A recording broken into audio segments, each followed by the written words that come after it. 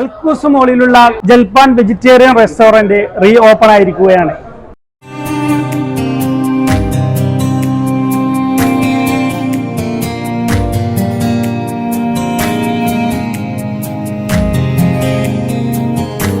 എഴുപത്തഞ്ചോളം seating കപ്പാസിറ്റിയോട് കൂടിയിട്ടാണ് ഇത് re open ചെയ്തിട്ടുള്ളത് കേട്ടോ.